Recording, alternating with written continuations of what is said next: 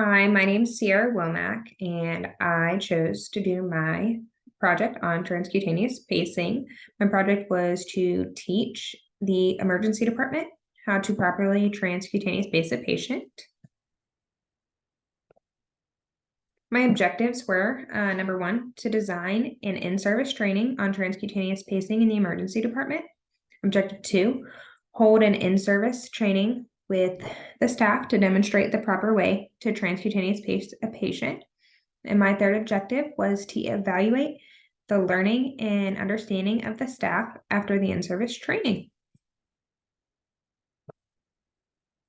My learning strategies for my first one, 1.1, was to conduct a review of published literature for 10 reviewed articles on transcutaneous pacing. That was very interesting. I found a lot of cool articles that I ended up writing annotated bibliographies on.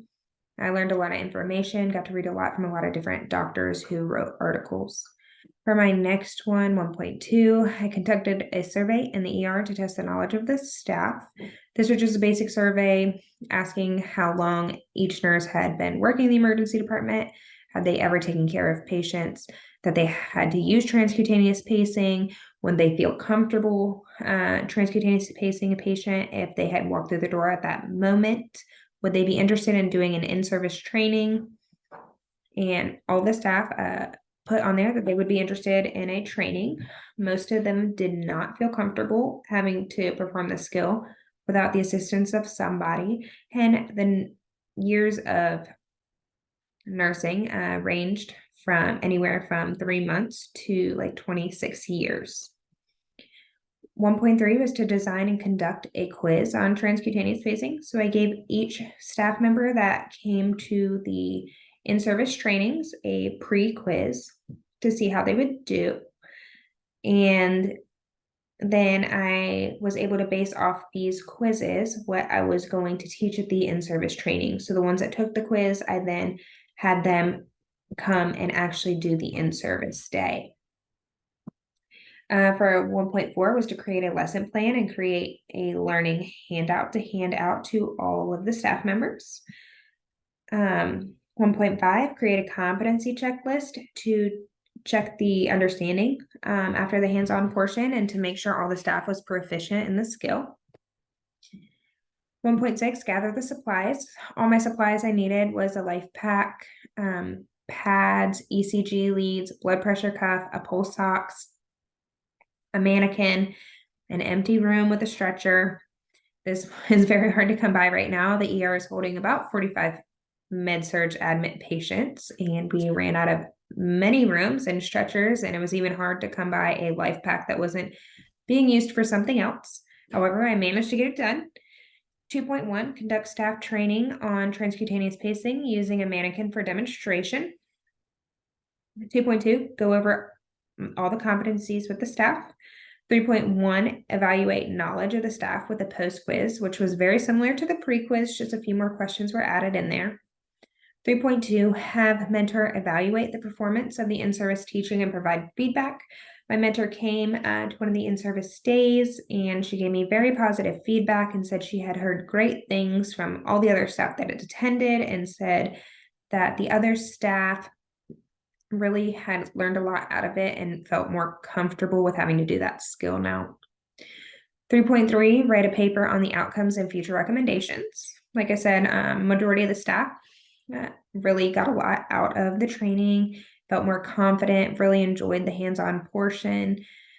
And their future recommendations really were to have like a sign-up sheet that allowed for more time for people to attend the trainings, and just a more of a heads up that this was going to be going on, because there was a lot of staff that would have liked to participate that didn't really get the opportunity to. My lesson plan was very simple and straightforward. I went over the basic needs of why we would be externally pacing a patient. That'd be for symptomatic bradycardia that would be not responsive to medications such as atropine, patients with third-degree heart block, Mobitz type 2 second-degree heart block, when hemodynamically unstable. I then went through all of these steps of how to properly transcutaneous pace a patient, complications that can occur, the contraindications unless otherwise approved by a doctor. So everything we do as a nurse depends on a doctor's order. So you would not do anything that the doctor did not want you to do, or sometimes even if they did ask you to do something, you still might want to question it. For example, if the patient had non-intact skin and was fully burned and they were saying, hey, throw those pads on, let's face this patient, you might want to reevaluate that situation. The next step in my lesson plan was to go over the needs for transcutaneous pacing, explain why we use it in the emergency department, and then provide a hands-on demonstration to perform the task. Then I had each staff member do the hands-on portion. I had them verbalize everything they were doing, every step they were doing on the life pack out loud. And then at the end, we went through their competency. I made sure they checked every box. If they didn't, we went back and had them redo those steps on the hands-on portion, and then I signed them off. And then I had them do a post quiz, which was a little bit more than the pre-quiz. But everyone seemed to do great on the post quiz and really learned a lot of information. This was my learning handout. Everyone really liked this. I thought it was very appealing, and it gave all the basic information, and you could just look at it if you got lost in a step and kind of know exactly what to do. The QR code in the top left corner is actually from Stryker's website, and it is the exact way that they say you should be able to set up the pacing mode on the life pack, and it walks you through the hands-on portion as well. Some people like to see the videos, so I put that there for easy access. This was my competency list. I had 15 competencies on there. Ranging from simple performing hand hygiene to reassessing the patient. That's one thing ER nurses are not very good at, is reassessing their patients, especially when it comes to the pain scale. But we just get so busy, and sometimes that is the last thing on our mind, but we're just trying to save the patient. However, for this, it is very, very painful. So be mindful for your patient, and please ask the doctor to get the medications. This was my quiz. This was the post quiz. So like I said, the pre-quiz was very similar. But the post quiz was, when is transcutaneous pacing used? What are contraindications for transcutaneous pacing? What equipment is needed in order to properly pace a patient? What location is the preferred location to place the pads? How would you know when you were successfully pacing the patient? By feeling for a mechanical pulse. How many beats per minute above the patient's rhythm should the initial pacing be set? What range will the milliamps be at? And the patient should always be medicated prior to starting external pacing. I put that in as a true or false because they do not always need to be medicated. If they are unconscious, you wouldn't really worry about that. My outcomes were to increase the knowledge and skill set of the staff in the emergency department. Most of our nurses are very, very new and haven't had the opportunity to do this. Teach a skill that 95% of the current staff in the department did not know how to do. Have an education session on transcutaneous pacing added to the ER Skills Day for annual competency completion. This is still a work in progress. My educator of the emergency department is new, but as a complete open book. I told her about my project. I brought it to her attention, told her the outcome. Everyone has told her that this needs to be added.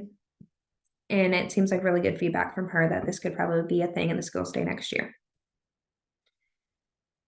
Application of the project. This will be used in real life every single day. We don't always get patients that need this, but this is a skill set that it is needed by ER nurses. As it is super fast and something super simple that could help save your patient's life. So this will be used on a daily basis when it comes to critical care, emergency room, paramedics, type of thing like that. Achievement of the project. So for my project, I had about a quarter of the staff participated in one of the provided service sessions that I had. This was just really, I was sick, and then with the emergency department holding so much and not having the availability, I wasn't really able to offer it to all the staff. Out of all the staff that participated, 100% passed the post-training quiz, and the staff that completed the competencies are now proficient in the transcutaneous pacing project, and I would feel comfortable having them take care of patients that needed this to be done, and they would be able to get it done with no problem. My lifelong learning was creating this project has taught me many different lessons. I never knew how to do a teaching plan. I didn't realize how much went into this. So it really changed my outlook on mandatory trainings in the emergency department and made me more open to going to them. So I learned not to take those free educations for granted. And then these were my references that I used. Thanks so much for watching.